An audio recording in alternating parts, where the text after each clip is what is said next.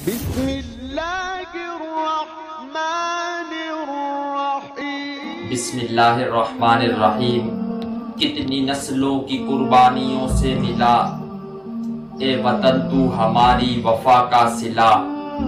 ناظرین گرامی، کچھ اہم امور پر گفتگو کرنے کے لیے آج آپ کے سامنے پیش خدمت ہوا ہوں۔ ناظرین، پاکستان کے حصول کے لیے جو خواب علامہ اقبال رحمہ اللہ نے دیکھا اور اس کی تعبیر کے لیے قائد اعظم محمد علی جناح نے جو قربانی پیش کی اور اس وطن کو حاصل کرنے کے لیے کئی ہزار نوجوان قربان ہوئے، سینکڑوں کی تعداد کے اندر مسلمانوں کو جانوں کے نذرانے پیش کرنا پڑے، اور اس کے پیچھے بے سر و سامانی کے عالم میں مسلمانوں نے ہجرت کی اور پاکستان، اللہ تعالیٰ نے پاکستان کو وجود بخشا۔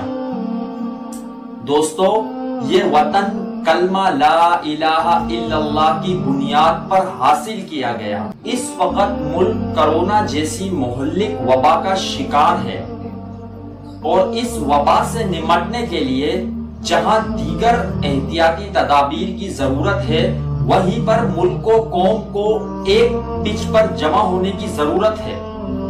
لیکن میں افسوس کے ساتھ ایک بار پھر کہنا چاہوں گا کہ جس ملک کو اتنی قربانیوں کے بعد حاصل کیا گیا، کلمہ لا الہ الا اللہ کی بنیاد پر جس ملک کا حصول کیا گیا، آج ملک مشکل صورتحال سے گزر رہا ہے۔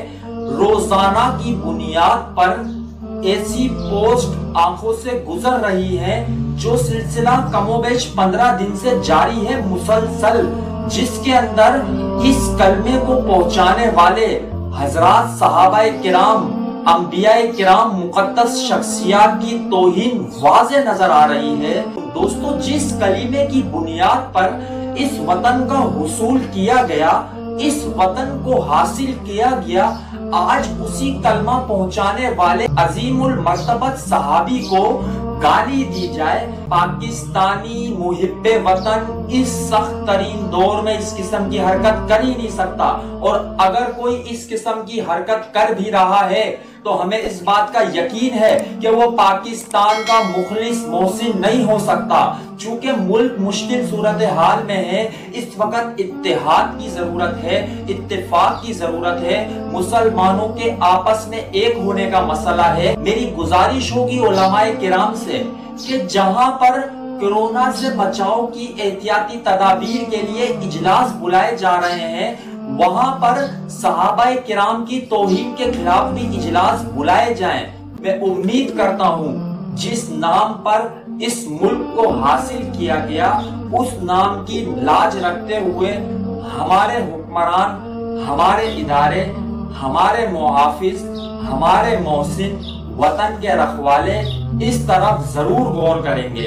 میں جناب عمران خان صاحب سے اپیل کروں گا، جہاں کرونا کے حوالے سے آپ احساس پروگرام اور اس کے علاوہ دیگر انداز میں غرباء کے ساتھ تعاون کے سلسلے اور وزراء کی میٹنگیں بلا رہے ہیں، آپ نے مقدس شخصیات کی توہین کو روکنے کے لیے بھی کوئی قدم ضرور اٹھانا ہوگا۔ السلام علیکم ورحمۃ اللہ وبرکاتہ۔